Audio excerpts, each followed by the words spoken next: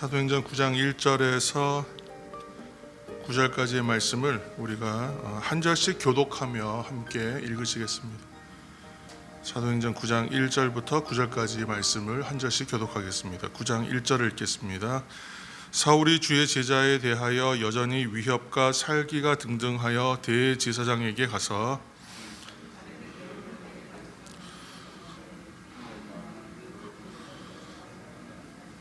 너를 막론하고 결박하여 사울이 길을 가다가 다메섹에 가까이 이르더니 호련히 하늘로부터 빛이 그를 둘러 비추는지라. 사울아 사울아 대답하되 주여 누구시니까? 이르시되 나는 네가 박해하는 예수라. 내가 이를 자가 있느니라 하시니 같이 가던 사람들은 소리만 듣고 아무도 보지 못하여 말을 못하고 서 있더라. 사울이 땅에서 일어나 눈은 떴으나 아무것도 보지 못하고 사람의 손에 끌려 다메섹으로 들어갔어. 함께 읽겠습니다. 사흘 동안 보지 못하고 먹지도 마시지도 아니하니라. 아멘. 예수 그리스도 안에 있는 성도는 빛의 생활을 한다고 우리가 이제 말씀으로 나누었죠. 그래서 이제 새로운 생명을 공급받는 존재로서 시편 1편의 그 고백의 이제 비교처럼 우리에게 보여주시는 것은 이제 물가에 든든히 나무 뿌리를 내리고 사는 그 나무와 같은 삶, 잎사귀가 마르지 않고 철을 따라 열매를 맺는 그런 생활을 하는 것이 바로 성도의 생활이다. 그래서 이처럼 성도는 생명이 있는 존재이기 때문에 주 안에서 자라가게 된다는 것을 이제 우리가 계속 나눠가고 있습니다. 이 자람에는 멈춤이 없습니다. 그리고 성장과 성숙을 계속해서 더해가면 열매도 얻게 됩니다. 그래서 오늘도 이렇게 새롭게 주시는 말씀의 은혜로 또 충만하게 시작하시는 저 여러분 되시기를 다시 한번 예수님 이름으로 축복합니다. 이러한 성도됨의 원리를 우리가 가지고 이제 셋째 날 세상에 대하여 눈을 감다, 이 제목으로 함께 말씀을 나누려고 합니다. 신약 성경에 있는 말씀 한 절을 더 우리가 읽을 때에 신약 성경 고린도 후서 5장 17절 말씀을 함께 읽겠습니다. 고린도 후서 5장 17절 말씀입니다. 291면, 신약 성경 291면에 있습니다.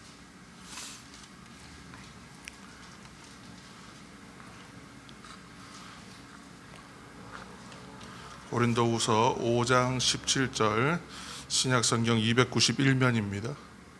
자, 찾으셨으면 우리가 한 목소리로 함께 읽겠습니다. 그런즉 누구든지 그리스도 안에 있으면 새로운 피조물이라 이전 것은 지나갔으니 보라 새 것이 되었도다. 아멘. 그리스도 안에서의 성도의 생활은 이제 새로운 피조물 된 삶이요, 또 이제 새로운 사람의 삶입니다. 그런데 이렇게 이제 놀라운 일들은 이제 어떻게 일어났느냐? 우리가 죄에 대하여 죽는 것으로 시작하고 또 하나님을 향하여 다시 살아가게 됨으로써 이제 시작된 일이죠. 이 말은 우리가 2000년 전에 골고다에서 예수님께서 십자가에서 죽으실 때에 그 죽음에서는 예수님만 죽으신 것이 아니라는 거예요. 예수님만 죽으신 것이 아니라 우리의 옛사람, 우리의 옛 자아도 그때 함께 죽은 것입니다. 그래서 우리의 옛사람은 예수님과 함께 죽어서 장사되었다. 예전에 우리 부활절 설교 때 제가 그렇게 선언을 같이 읽은 적이 있습니다. 우리의 옛사람은 예수님과 함께 죽어서 장사되었습니다. 그렇게 말씀드린 적이 있어요. 그렇게 우리는 그리스도의 죽으심과 연합된 것입니다. 갈라디아서 5장 24절 말씀에 사도 바울이 그렇게 선포합니다. 그리스도 예수의 사람들은 육체와 함께 그 정욕과 탐심을 십자가에 못 박았다. 이렇게 선언하고 있습니다. 이렇게 예수님의 죽으심과 연합된 성도들은 이제 예수님의 부활하심과 함께 더불어서 새로운 생명을 얻는 거예요. 이 생명을 이전의 생명과 이제 구별하여서 우리가 얘기할 때 이 생명을 영생이다, 영생을 얻었다, 그렇게 말합니다. 그러므로 이제 부활을 사는 성도들은 새로운 삶을 사는 새 사람이 되었고 이 새로운 생명, 곧 영생의 삶을 소유하고 살아가는 사람들은 그 삶이 목적과 방향이 이전의 사람과는 당연히 달라질 수밖에 없는 거예요. 로마서 6장 4절 말씀의 이제 후반부를 보시면 이런 말씀이 나와요. 이는 아버지의 영광으로 말미암아 그리스도를 죽은 자 가운데서 살리심과 같이 우리로 또한 새 생명 가운데서 행하게 하려 함이다. 이렇게 얘기합니다. 그리스도의 부활이 우리의 삶에 구체적으로 어떤 영향을 미치는가, 그것에 대해서 이야기하는 것입니다. 6장 4절의 말씀은 아버지의 영광으로 말미암아 그리스도를 죽은 자 가운데서 살리신 것 같이 우리 성도들도 함께 그 새 생명 가운데서 행하게 하시기 위함이다. 우리에게 이런 놀라운 복음을 전해주고 있는 사도 바울을 여러분 생각해 보시기 바랍니다. 사도 바울은 오늘 이제 읽은 사도행전 9장 본문에 나오는 청년 사울로 시작하죠. 이야기가. 이 사도 바울은 청년 시절에 원래 본래는 핍박자였죠. 잘 아시는 대로. 사도 바울이라고 불리기 전에 그는 사울이라고 이름 불리는 청년이었습니다. 아시듯이 청년 사울은 로마 시민으로 태어날 만큼 좋은 환경에서 자랐고 또 높은 학식과 학력의 소유자였습니다. 그렇지만 그 당시의 유대교는 하나의 거대한 이해 집단과 같이 부패한 집단이라고 할 수 있습니다. 신앙의 어떤 열심과 열정들은 가지고 있었지만 시각과 생각이나 방향성은 매우 편협한 하나의 거의 이해 집단과 같은 그러한 모습으로 전락해 있는 상태였죠. 그러니까 신앙적으로 매우 굳어 있었습니다. 유대교는. 그렇지만 그 안에서 유대교도로서 열심을 가지고 있었던 사울은 그러면 어떤 모습이었겠어요? 말도 통하지 않고 융통성 없는, 어쩌면 굉장히 완고한 신앙의 형태를 가진 사람일 수밖에 없었던 것이죠. 그래서 그 유대교도로서의 열심을 가진 사울은 그 예수님을 그리스도로 믿는 사람들을 바라볼 때에 도무지 이해할 수가 없는 집단들이었다. 말도 안 되는 신앙의 형태를 가진 이단이다. 이 사람들은 핍박받아 마땅하다. 벌레만도 못한 인간들이다. 그렇게 생각했던 것 같아요. 그래서 그리스도인들을 핍박합니다.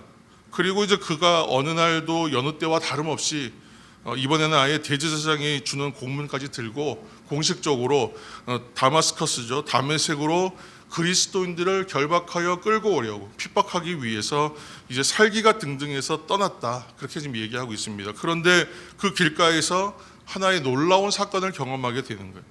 우리가 9장 3절에 있는 말씀을, 사도행전 9장 3절의 말씀을 다시 한번 같이 읽겠습니다. 9장 3절. 사울이 길을 가다가 다메섹에 가까이 이르더니 호련히 하늘로부터 빛이 그를 둘러 비추는지라. 아멘. 사울이 길을 가다가 다메섹에 가까이 이르렀을 때에 하늘로부터 빛이 갑자기 그를 둘러쌉니다. 그리고 이제 하나의 음성을 들어요. 9장 4절입니다. 4절. 땅에 엎드려져 들음에 소리가 있어 이르시되 사울아 사울아 네가 어찌하여 나를 박해하느냐 하시거늘. 그 말에 대하여 질문합니다. 사울이 주여 누구십니까? 말씀하시는 분이 누구십니까? 그렇게 말하니까 5절 하반부에 나는 네가 박해하는 예수라. 놀라운 음성을 듣는 것이죠. 네가 어찌하여 나를 박해하느냐 하는 음성으로 말씀하시는 예수님을 환상 가운데 만납니다. 이 예수님은 부활하신 예수님이죠. 이 놀라운 다메섹에서의 회심 사건에 대한 이제 이야기가 시작되는 부분인데, 이 이야기 전체를 보면 한 사람이 회심한 이야기, 이렇게 이해할 수 있어요. 한 사람이 예수님을 만나서 변화된 회심한 이야기. 그런데 이 돌이킴의 이야기이기도 하지만 이 장면은 동시에 소명 사건이기도 해요. 소명 사건. 우리가 지금 계속 새벽에 이제 구약의 예언서들을 읽어왔는데, 역사서와 더불어 그 선지서들을 읽을 때에 선지자들의 부르심 받는 장면들이 있지 않습니까? 대부분 소명장이라고 했는데, 그 장면에서 하나님 앞에 음성을 듣고 자신이 해야 될 일, 자신이 누구인가를 발견하는 자리를 만나게 되는데, 그것을 소명의 시간들, 소명 사건이라고 해요. 근데 이 장면이 바울 입장에서, 사울 입장에서는 회심하는 장면이기도 하지만 동시에 하나님의 소명을 받는 장면이기도 하다는 거예요. 그래서 사도 바울의 고백을 이제 들어보면 이제 이 다메섹에서의 사건들에 대해서 깊이 자세히 잘 얘기하지 않습니다. 그런데 한 2번 정도는 더 언급을 해요. 다메섹에서의 어떤 자기의 회심 사건에 대해서. 근데 그 이야기들을 사도 바울이 어떻게 자신이 이해하고 있냐면 그 장면을 주님이 나를 부르신 장면으로 이해해요. 자신이 소명받았던 장면으로 이 다메섹 사건을 이해한다는 거예요. 이 다메섹에서의 회심한 사도 바울로 인하여 어떤 놀라운 일이 생깁니까? 역사학자 아놀드 토인비가 뭐라고 얘기했냐면 훗날 드로아에서 바울을 태우고 빌립보로 건너갔던 그 배가 바로 유럽의 역사와 문명을 바꿨다. 그렇게까지 평가합니다. 그러니까 오늘날의 유럽의 문명사를 바꾼 사람이 바울로 인하여 그 변화가 일어난 것이다 라고 칭찬하고 얘기할 만큼 높은 평가를 받습니다. 근데 단지 유럽만 바꾼 것이 아니죠. 청년 사울 한 사람의 회심과 변화로 인하여 오늘날의 신학이 거의 집대성됩니다. 오늘날의 신앙 체계를 가져갈 수 있는 그 형식들이 다 정리가 되고 또 오늘날의 그것뿐만 아니라 전 세계 복음화에 큰 영향을 주고 있는 것이죠. 이 모든 일들이 무엇으로 시작됐느냐 잘 따져보면 결국은 그가 빛을 만나는 것으로 시작됩니다. 그것이 바로 부활하신 예수님의 빛이었잖아요. 부활하신 주님을 만나고 나니까 이전까지 자신이 가지고 있었던 열심과 자신이 그것이 최선이라고 생각하며 살아왔던 인생이 얼마나 보잘것없는 것이요. 정말 다 버려야 할 일들, 가치 없는 일들, 완전히 말이 안 되는 삶을 자기가 살았다는 것을 발견하게 되는 거예요. 자신의 열심들이 모두 부끄러운 일이었다는 거죠. 그래서 어떤 일들이 벌어지는지 좀 더 읽겠습니다. 9장 8절에서 9절 말씀입니다. 함께 읽겠습니다. 8절과 9절. 사울이 땅에서 일어나 눈을 떴으나 아무것도 보지 못하고 사람의 손에 끌려 다메섹으로 들어가서 사흘 동안 보지 못하고 먹지도 마시지도 아니하니라. 아멘. 너무나 큰 충격을 받아서 다른 사람의 도움을 받지 않으면 걷지도 못할 만큼, 일어서지도 못할 만큼, 먹지도 못할 만한 상황이 됐습니다. 근데 어떤 해석에 보면 자신의 삶을 돌아보면서 너무나 큰 충격을 받아서 먹는 것을 잊어버렸다. 먹을 수가 없었다. 마실 수가 없었다라고 표현하기도 합니다. 다메섹으로 다른 사람의 도움을 받아서 돌아갑니다. 그리고 먹지도 마시지도 못한 상황이 되는 거예요. 이 장면이 이제 한 사람이 갖고 있었던 정체성이 바뀌는 아주 극적인 장면을 묘사하는 성경의 대표적인 장면 중에 하나로 이 장면을 꼽을 수밖에 없습니다. 성도 여러분, 사도 바울은 이제껏 자신이 보던 세상에 대하여 어떤 사람이 되었냐면 눈먼 사람이 되어버렸어요. 달리 말하면 눈을 감은 사람이 됐습니다. 스데반 집사의 죽음을 당연하게 여기던 그 생각과 가치관을 가졌던 사람이 이제 이전에 가졌던 생각이나 자신의 가치관에 대하여 신앙관에 대하여 눈먼 사람이 되어버려요. 이제 세상에 대하여 눈을 감았다는 얘기는 세상에 대하여 눈을 먼 사람을 말하는 것이고, 이전에 이 사람들은 그리스도의 진리를 깨닫지 못하는 삶의 자리에 있었던 사람들을 말하는 것입니다. 그리고 이제 이 사람들이 세상에 대하여 눈을 감습니다. 이제껏 가지고 있던 가치관과 생각들에 대하여 눈먼 자가 됩니다. 그렇게 되었을 때 이 사람들은 이제 하나님 앞과 그리스도 안에 서는 자리로 변화되고 있는 것입니다. 이처럼 부활하신 예수님을 만나는 사람은 빛을 만나고, 그리고 가장 먼저 하는 것은 세상에 대하여 눈먼 자가 되는 거예요.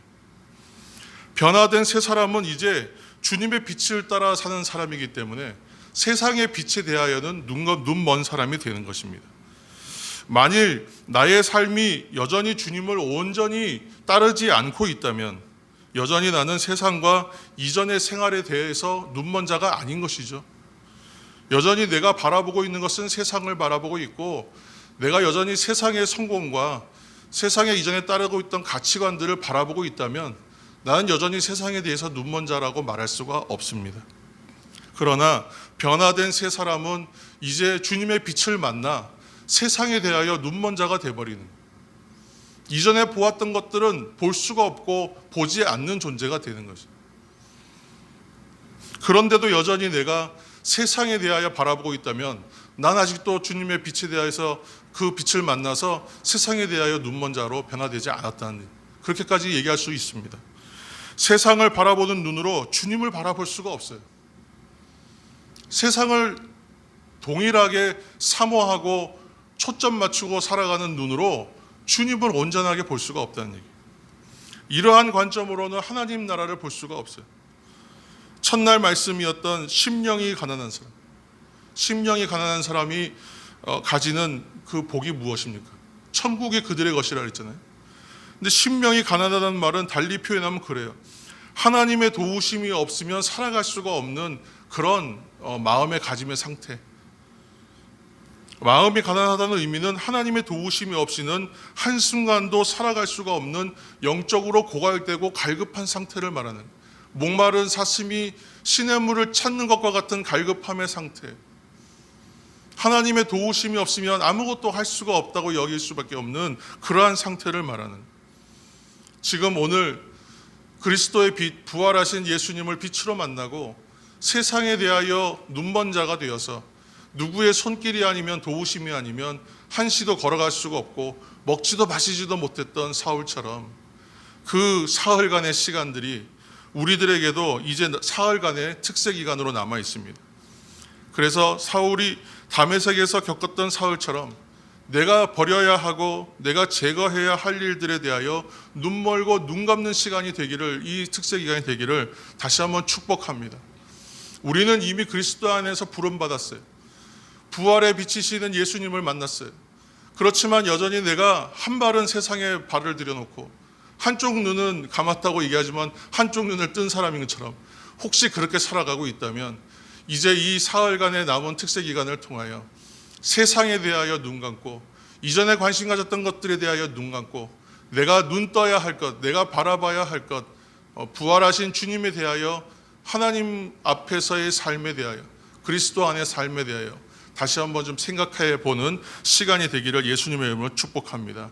그래서 이 시간 동안 진정으로 변화된 새 사람의 삶에 대하여 다시 한번 결단하여서 2022년도는 정말 하나님의 뜻 가운데에서 새롭게 살아가고 새로운 관점으로 살아내시는 저와 여러분이 되시기를 예수님의 이름으로 축복합니다.